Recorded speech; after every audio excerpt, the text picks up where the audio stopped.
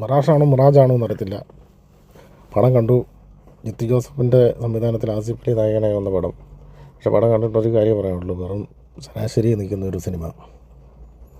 ട്വിസ്റ്റും ഒക്കെ ഉണ്ട് പടത്തിൽ, പക്ഷേ അതൊന്നും വളരെ മോശം സ്ക്രിപ്റ്റിലാണ് പടം മെയിനായിട്ട് പോയത്. യാതൊരു ഫാക്ടറും ഇല്ലാത്തൊരു സ്ക്രിപ്റ്റാണ് ഈ പടത്തിൻ്റെത്.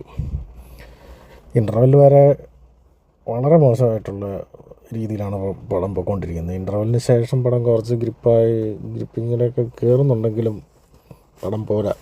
പിന്നെ അഭിനയിച്ചവരുടെ കാര്യം പറയുകയാണെന്നുണ്ടെങ്കിൽ അവർക്ക് പെർഫോം ചെയ്യാനായിട്ടുള്ള ഒന്നും തന്നെ ഈ സിനിമയിൽ ഇല്ല. കാരണം സ്ക്രിപ്റ്റാണ് മെയിൻ പ്രശ്നം.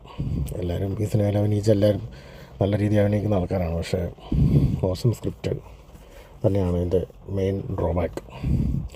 പിന്നെ ക്ലൈമാക്സിൽ ഒരു ട്വിസ്റ്റൊക്കെ ഉണ്ട്, കുഴപ്പമില്ല, അത്യാവശ്യം കൊള്ളാവുന്നൊരു ട്വിസ്റ്റൊക്കെ ഉണ്ട് ക്ലൈമാക്സ് ആകുമ്പം. പക്ഷേ സിനിമയുടെ ബാക്കി ഡിപ്പാർട്ട്മെൻറ്റൊക്കെ വളരെ മോശമാണ്.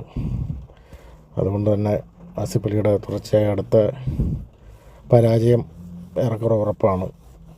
ഇത്രയുള്ള സിനിമയെക്കുറിച്ച് പറയാൻ കാര്യം പറയാനുള്ളത്, ഈ സിനിമയ്ക്ക് ചിലവരൊക്കെ വളരെ പോസിറ്റീവ് റിപ്പോർട്ട് ഇടുന്നുണ്ട്. അത് എല്ലാവരും തന്നെ മോഹൻലാൽ ഫാൻസ് ആണെന്നാണ് തോന്നുന്നത്.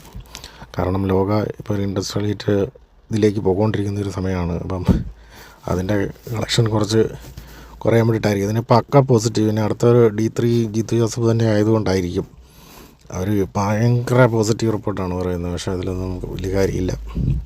സത്യസന്ധമായി പറയുകയാണെങ്കിൽ സിനിമ പോരാ.